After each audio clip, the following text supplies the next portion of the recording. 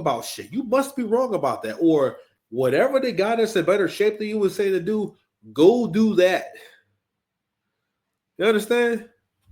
Like, nigga, I hadn't seen my clavicle bone. And I don't know how many years. Who know how long it's been? I miss you, baby. Come back. It's coming back in now. But anyway, but when I started to lose weight and everything, and even right now, I'm going back to the process of picking up where I left off before. I was still active, but what went on was I kept breaking rules and kept trying. And so what Kendra was doing in that conversation is, yo, stop trying to change the rules. No, if you want a man and you want the best man possible, yo, you're going to have to get the man when you're young and actually at your best. And of course, you can stay in shape through different eras, but it's never going to be the same. And what happens is you never grow out of being a young woman. That's why you hear older women still talking like they're young.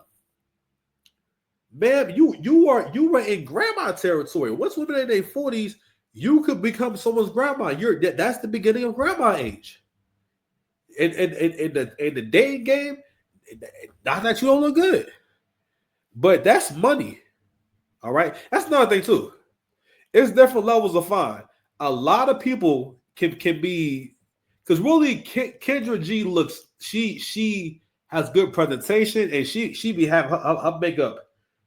Listen, I heard, according to Kendra G lore, they say that Kendra G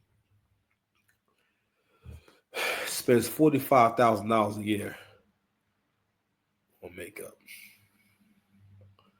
and she spends another $80,000 on the gay guy to put it on. Because that level of makeup that Kendra G be having, you can't, only a gay man can even pull that off. Okay, like she be having Atlanta, she have HCL level makeup on. Do you understand? Do you understand? Oh, ninja, I see you, little crust. Come outside. Y'all niggas see what they throwing out the way? Nigga, I got an army out here. Come outside. Come outside. Come outside, throw that. Do you see the light bill? I see it. You tell me just.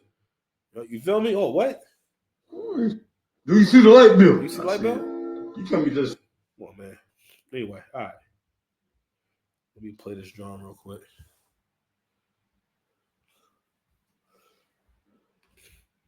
Exactly. Get your game. If you are Lizzo's size, you will always settle. You will always settle. You think a boss player finna be like, oh, I got to have that. It's not gonna happen. If some Yo, not my man. Shout out to Foster Media. Not my man about to slide out his chair. Somebody coming to her, I call Lizzo them bottom of the knife chicks. No! Everybody that left, she's still standing around with the homies because she hoping. Corey, you cannot play in real life. Are you serious? So this is before Kendra G show really blew up. So a lot of people talk about how her outlook and basically her trying to appear to be a girl's girl type of thing. How it will play out before, and then over time she started kind of just kind of be a little fed up with the people who come on her show, and more so fed up with just how they're presenting in terms of how they come on screen, how they're speaking, and also how they sound, and them not having a regard for, like, do you know how you look right now? Because this new age feel goodery type shit allows a person to keep basically just trying to like a la carte everything in life and trying to customize things too much in life. And again, it's like thinking you're the main character of everyone's story, not just your story, but everyone's story. And that's just how things like this kind of get lost in translation. But anyway. But around this time, right, it was a little more taboo to talk how Corey's talking. But these kind of clips open up the conversation and made more people who need to lose some weight be able to say, you know what, I can try to lose some weight, or I can try, or you know what, I shouldn't be this big. You know what I mean? Again, communication is everything. It's what I picked up from Kevin. Shout out to Kevin. Rest in peace. The way that Kevin put it, when Kevin said, man, you weigh as much as a linebacker, that adds a whole different level of understanding. Because you know, I think he asked a woman, you know, how much do you weigh? Right?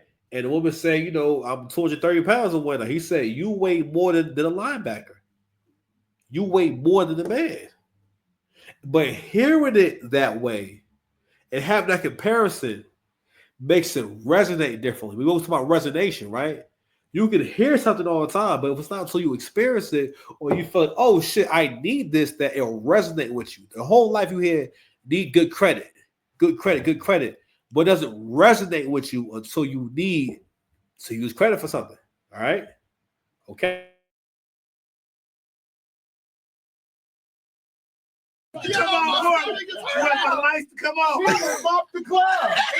Ain't nobody waiting on us. And I'm not just saying this because I'm a female. I just know so many beautiful, bigger women that you say that because you're a nice person. But you're a nice person too, Corey. Okay, and look, I'm gonna tell you something about me. I'm not all in shape and everything, but I understand my limitations. But for most of the girls in poverty situations, I'm God.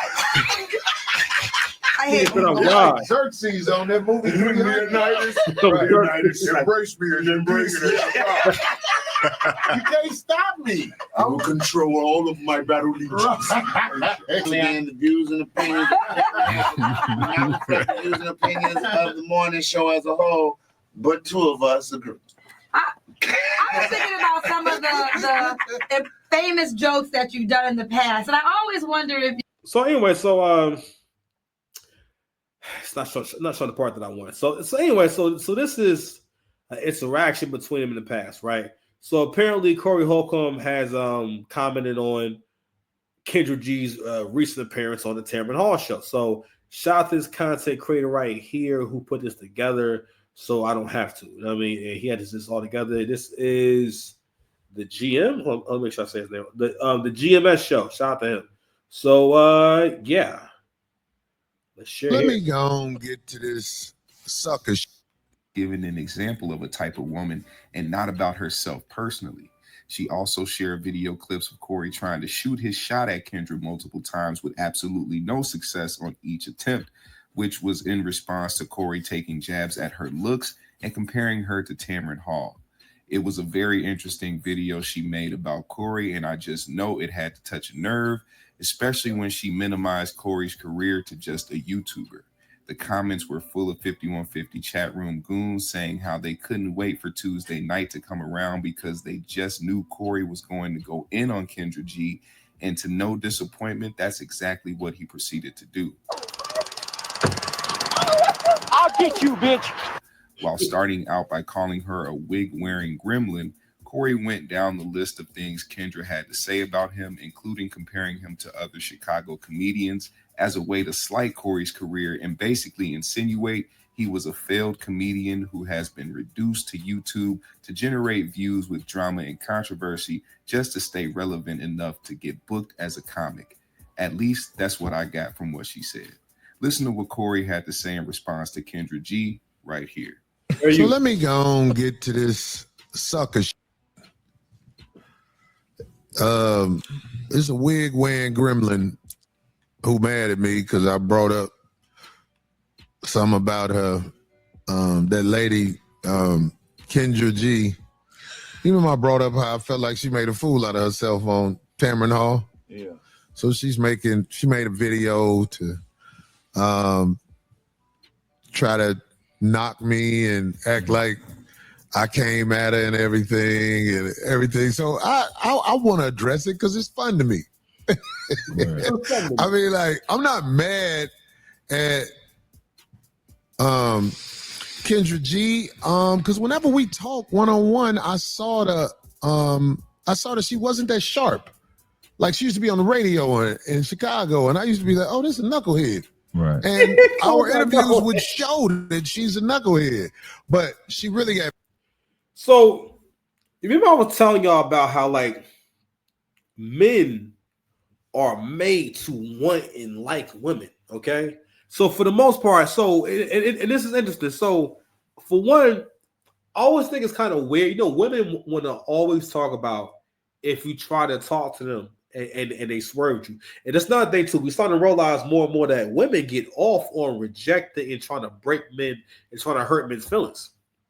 Like for the most part, I think that's like a little known fact about like excuse me, that if you find yourself in a relationship where this person kind of likes to break up because they like to break up and get back together, and they enjoy the intense, basically the stimulation they get from the experience of going through a breakup, to y'all finding your way back together and going through forgiveness and this and that, to the point where they're creating an issue and creating turmoil between y'all. Like I remember, like when I went through that with my ex, I told myself, I'm gonna go through this with you one time where we go through an actual breakup and whatnot, or it wasn't even a breakup because we never even agreed to even break up. But even now, like you know, we never really actually agreed. Yo, we're breaking up. But I said to myself, I said, all right, well, because the way it came about, I kind of just let her get off because you know the grievance she had. I kind of just let her get it off. I said, all right, well, this has been a really great relationship and whatnot, and we go ahead and work it out. Let's go ahead and work it out and whatnot. But I didn't tell her, but I said, you know what, this is gonna be this one time, all right, or this is gonna be the last time that you get to create a problem and break us up, and then I'm gonna get us back together. You know what I'm saying? So you know that went how that went, and it's. But anyway, point being, to a certain degree, I realized that she liked seeing me, and I wasn't super emotional, but she liked having the interaction as if I've done something wrong. That's why I'm like, damn, you know what? She enjoys this because it makes her feel like she has power. A lot of things that women do, especially modern women, is about power, and that's why they always fail because they don't know what real power is. Like women, actually, just in general. You live the best life when you understand what really matters. All right, and what a good life really is. And a lot of modern people in general think a good life is where you're getting over, not one that's filled with value because of the good things you do and the good things that you try to do.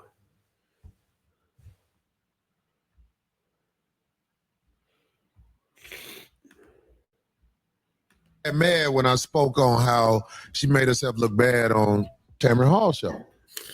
So she was like, "Oh, Corey's career is nothing. Little Rail and Deion Cole and D-Ray, they're superstars." And she said, "Corey's just a YouTuber."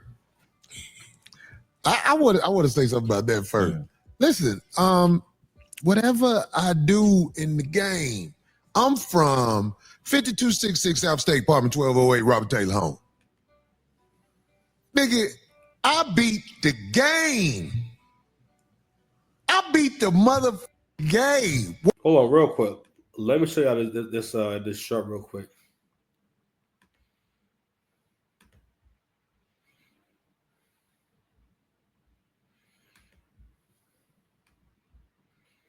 It's a difference, you know what I mean? And it's just so sad because you know we just had so much high hopes from you. Like you could have been in the list of Chicago comedian legends that came to LA and did big things. Look at Lil Rel. Oh, the career is just going up and up. Late night talk shows, movies. Deion Cole, Chicago legend, just hosted the Image Awards, countless TV shows, working with Oprah in movies. D-Ray Davis. Oh, the resume is too long for me to even stay in this conversation. Tamron Hall is a bad. Super bad. Her problems ain't your problems. Kendra, if a motherfucker wake up arguing with you, you're gonna be like, "Get your monkey ass out my face." It's a difference. You know what I mean? And that's a fact. And let me tell you something.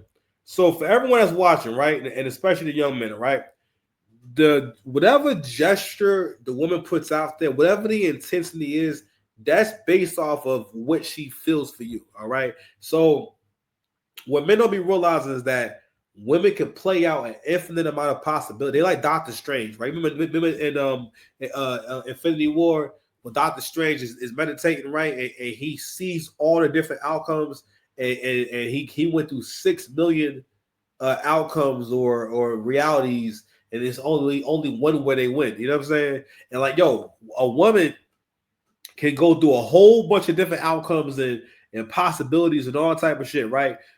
Just with her creativity. What men don't realize is that, yo, even if you have not slept with a woman, or even if you have not had that experience with a woman, in her mind she's had it, and in her mind it can be as real. It can be just as real. It can be very real.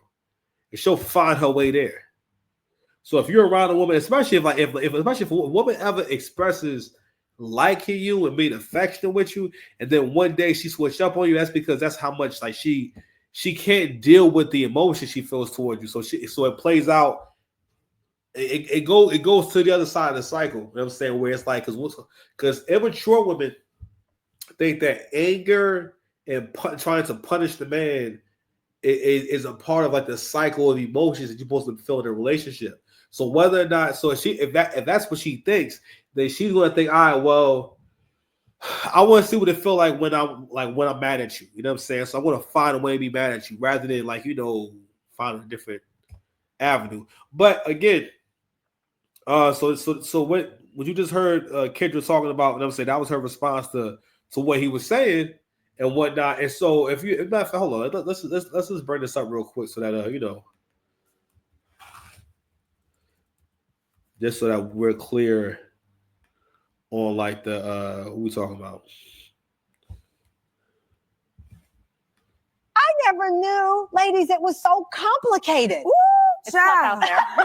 Dating is a war. You had it right. It's a battlefield out there. It is. Yes. What makes it, Kendra, a battlefield? I think now because of social media, it's the gift and the curse, because now we're all connected. But that fine man you had to worry about just in New York, no, he worldwide now. He got girls in Italy, Mexico, California. So the guy that most women want, he has so many options. And every woman wants the same man, child. Really? I don't care if she work at the Piggly Wiggly or she's the corporate lawyer on Wall Street. She want her a rich man, and that's just what it is. Really? Yes, girl. Hide your man, Tamara. Hide him. Hide him. Don't let him go outside. Don't let him go outside, child. Don't let him go. Okay, I'm locking my door. Steven, don't you leave that house. Ilana,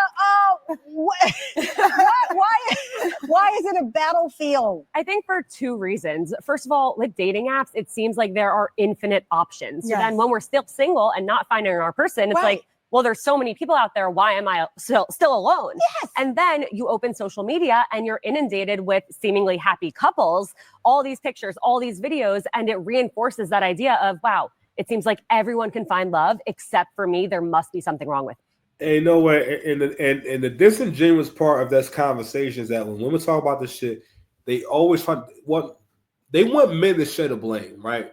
But the thing is, the reason why it's disingenuous is because you're trying to make it seem so the men as a whole have just as big of a role to play. When no, it's you. It's the women who think that their character and their movie that they're writing actively as they speak has an infinite amount of endings and possibilities and new characters, because that's how y'all treat relationships. Pardon, I'm sorry, I keep belching. But in all actuality, most women meet maybe two or three guys, if that they could be with. There's a lot of women out there who have never had a relationship, and they are attractive women. It's possible. So now I'm going to go back to play the other video real quick.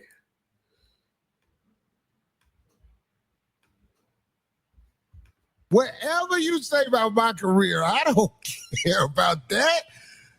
Listen, I want to tell you, Kendra G, every time you open your mouth and speak independently, you make a fool out of yourself. You're better at cut, paste, copy, like Kevin Samuel's show. You cut it, pasted, and copied it with your version of it, and that's how you found a way. But when you speak independently, you look bad. So that's one thing. Then she tried to make it seem like I edited a video. I don't know how to edit video. I've never edited a video in my life. L-I-F-E-A. Life. I've never edited a video. I don't know how to edit video.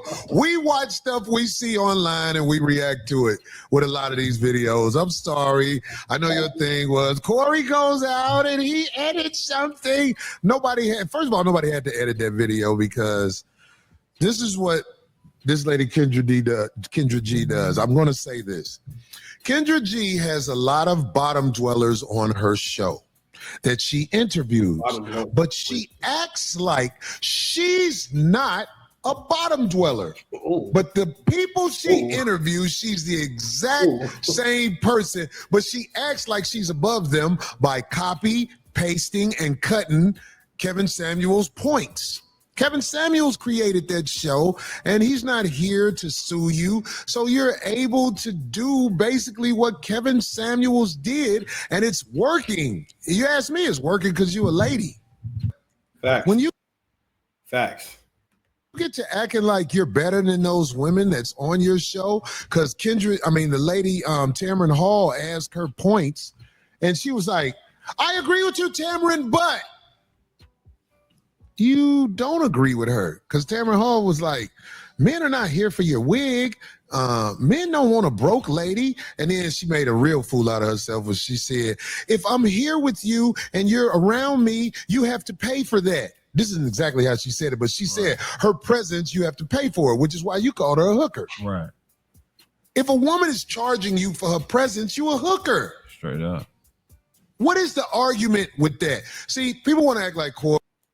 And Kendra was trying to say that she's talking from the perspective of the modern woman and whatnot, but to a certain degree, like you have the same issue. It may be in different areas and whatnot, but you have the same issue where you not calling things what they are. And I mean, for one, even the way that Kendra introduced that subject, even if we're going to go with, she's just trying to speak for the modern women and how they're thinking and whatnot. Excuse me. Addressing the morality of a situation is always important. It's important because it's important for people to know where you stand on something and where you're going with it, right? So when you don't condemn and call it what it is, like that's the same as we talk about niggas that's selling dope, but I don't call it selling dope. I call it he's a street pharmacist.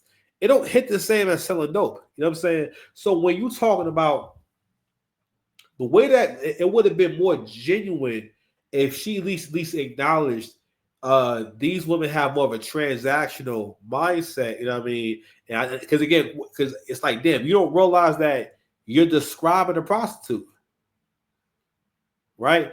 And also at the same time, if you weren't like these women, that you would, because you've come across a lot of men, all right?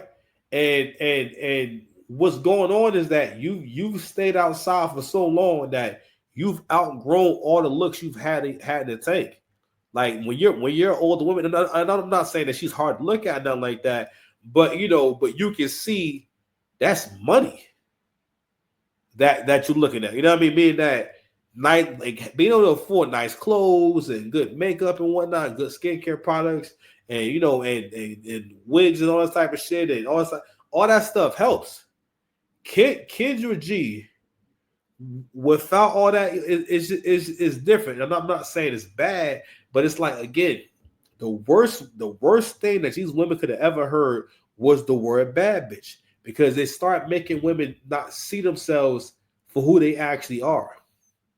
You know what I'm saying? It's to the point where you get to where you're not working on any other part of yourself. You know what I'm saying? You don't see you don't see the value in developing a personality, being a likable person, being a reliable person. You know what I'm saying?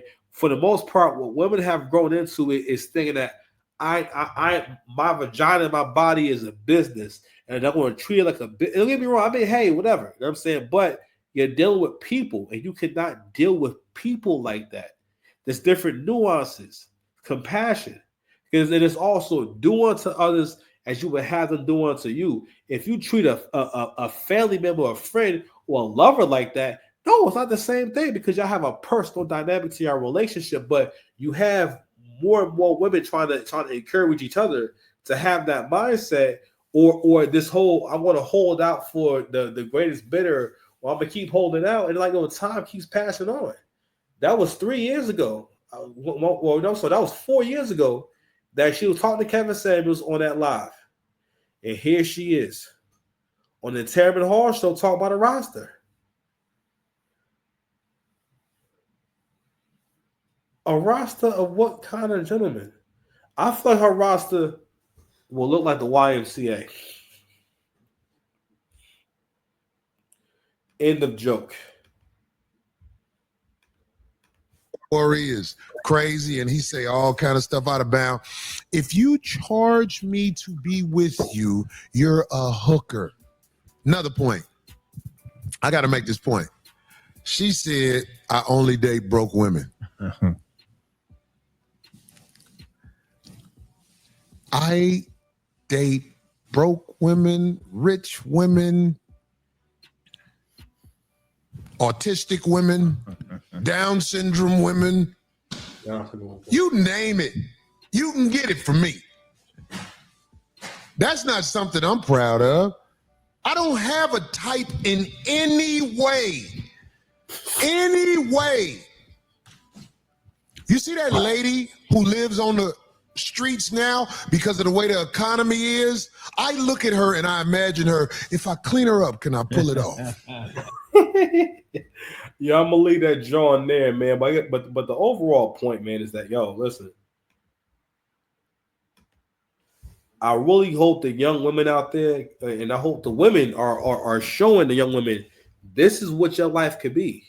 Do you really? And again, you would have hit the jackpot if you wound up being as successful at something as Kendra G has, because Kendra G is getting a nice back off YouTube. So, her not being in radio no more it's not that big of a deal. But the young women have to understand that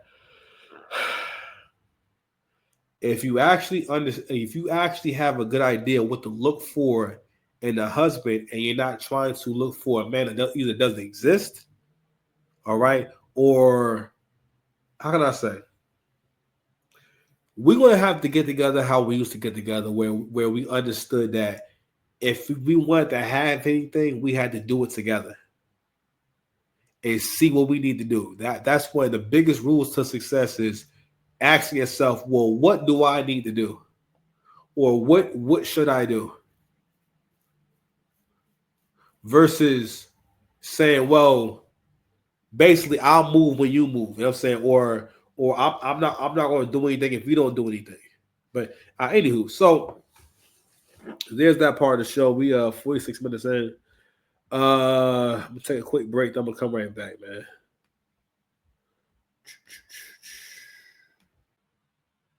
All right, so I'm not sure what this show is, but it's a show somehow where Bill Maher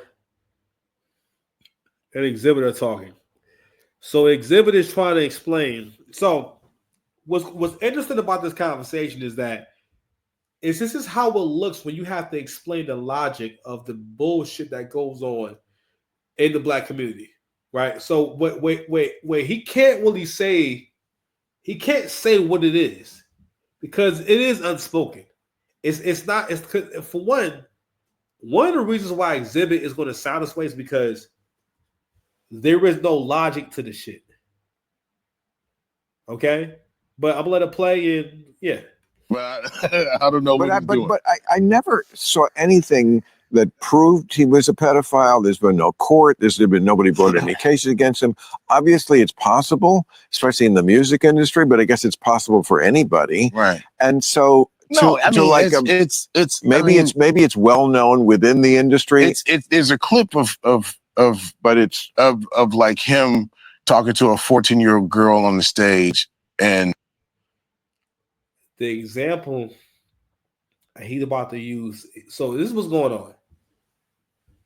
Exhibit doesn't actually he doesn't have an answer for this. Like he has no idea what to say.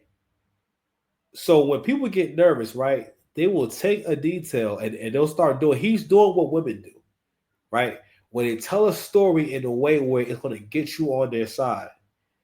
Drake was never on the stage with no 14-year-old girl. The girl was 17. He found out she was 17. He's like, oh, wow, okay. And I think he was really embarrassed and he didn't know what to do, but he didn't want her to feel bad. So he gives her a hug and a kiss on the cheek. That's what they're talking about. Okay? So listen to how Bill Burr actually has an actual logical conversation with Exhibit and how he responds. So off the rip, Exhibit just lies.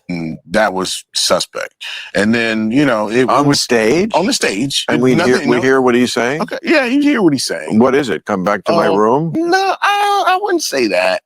Well, we heard it. What is it? I don't remember what it is. I just know that's where that comes from. That clip. Well, and then he was talking it must have been something. I don't think it was. What are your opinions on the Donbass? No. I just don't. It was something that made your eyebrow raise. Okay, right. And then he was talking to the Millie Bobby Brown girl about relationship shit, and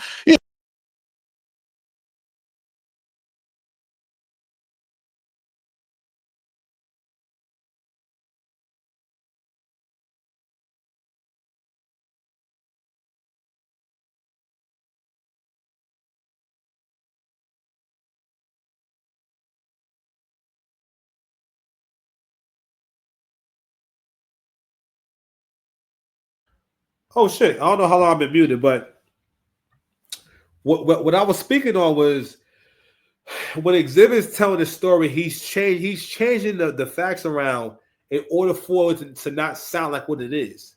And again, between him and Kendra G, right?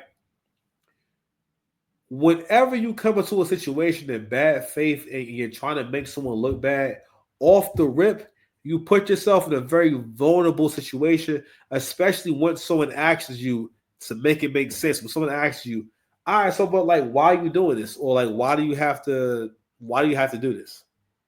All right. So what Bill Barr is not doing is Bill Barr is not coming into it with being on the Not Like Us bandwagon. He's coming into it just asking simple questions. It's like, all right, so where's these cases at? You guys said that he's this, he's that. So like, where are the cases? There was never the actual proof. So why you guys still like running with that? And also, just you have been an artist and whatnot. I would think that if you really care so much, you would be able to put together a better argument than that. But let me tell you what's really going on. What's going on is that he can't say, "Yo, we just hate on Drake." That's all. It doesn't have to make sense.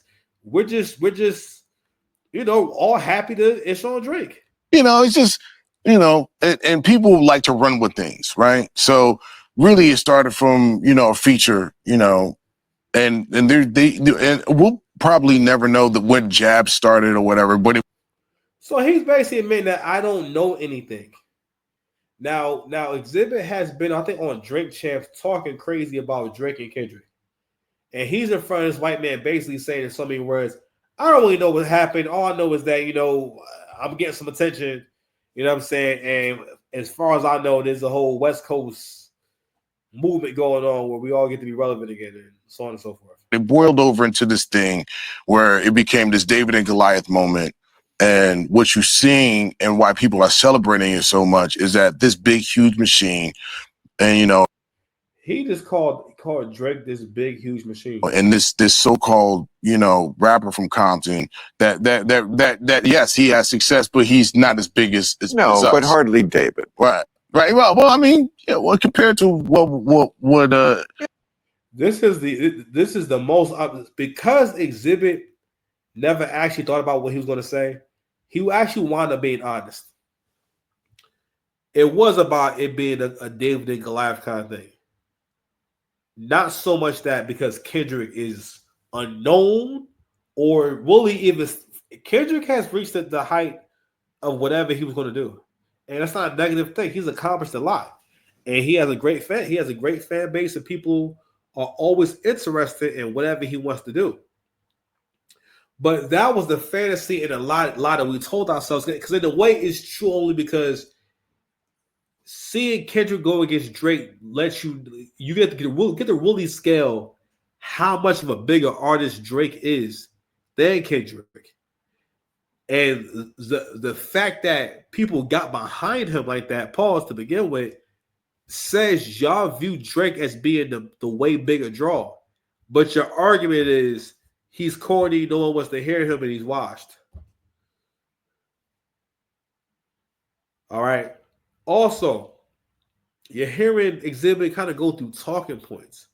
He sounds like a damn comment section from goddamn Instagram or YouTube. He's just repeating things that other fans say. He's not coming with no insight. He said, "Who knows what jab it was?" You know, I'm like, no, that's not hip hop for you. It's like not no, but you're speaking on it as an authority, and especially being the elder statesman. If you wasn't prepared to talk about it, you could have been honorable and say, you know what, I don't have all the answers and whatnot, and just keep it brief. He's trying to explain this shit, and he just sounds ridiculous.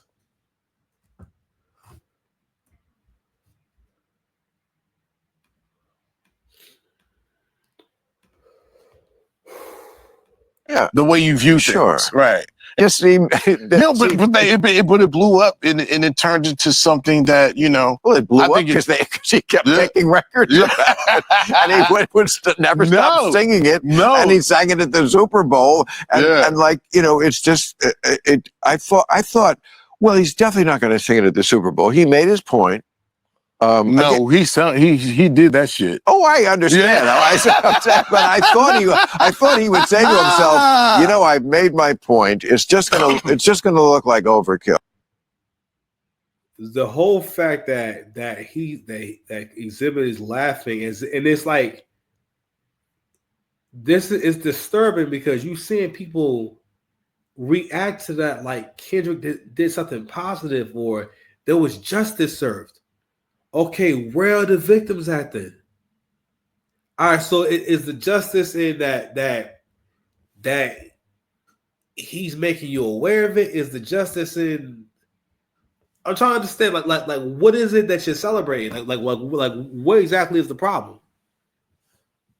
Because like y'all are acting like Drake is like actually Jeffrey Epstein, or he's actually P. Diddy. And those guys they actually did those things. Okay? Like there was hundreds of teenagers who can say they would pay a few $100s to give Jeffrey Epstein a massage. So on and so forth. All right, man. But no, it was like, let's have some overkill. Okay, I would not want to be someone who, if I was innocent of this crime, because it's a pretty serious thing to level at somebody. You kind of have to really know for sure, don't you? No. Are you kidding?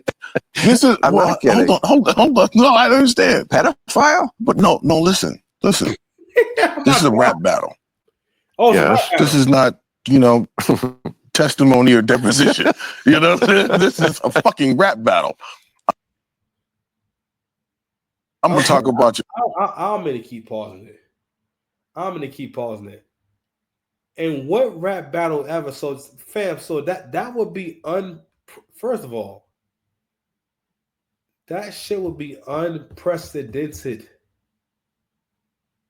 If that was, what are you talking about? It's a rap battle.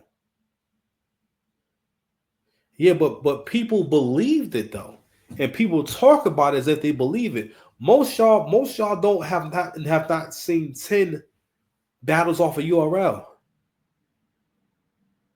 to be able to say, "Oh no, it's a rap battle. That's what they do in rap battles."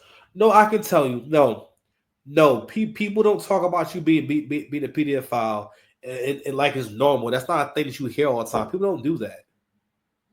No, it is a terrible thing to accuse someone of. That's not what we do in hip hop. We accuse you of effing kids. First of all, it's disgusting. It's a terrible thing to be accused of, or to be caught doing. What are you talking about? And when is it ever a bar for someone to be a pedophile? When is that? That's a bar. So if he actually did that, you what?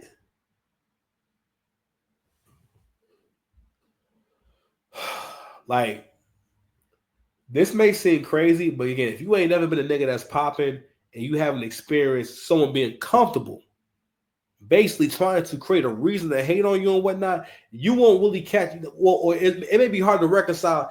This is all the hate on Drake. He's trying to justify why it was okay for Kendrick to try to ruin his reputation with this song. Because the song is about that. It's not about anything else. It's about that. That's the main thing people take away. And people know the song for. And he's going to brush off and say it's just a battle. What are we talking about? And also, not only that, someone else made a really good point about the fact that fans try to argue that, oh, well, you know, you should be talking about his family and don't bring this up. And you accuse him of hitting this girl, even though Kendrick has talked about being physical with his girl. All right. Or when they was together. You feel me?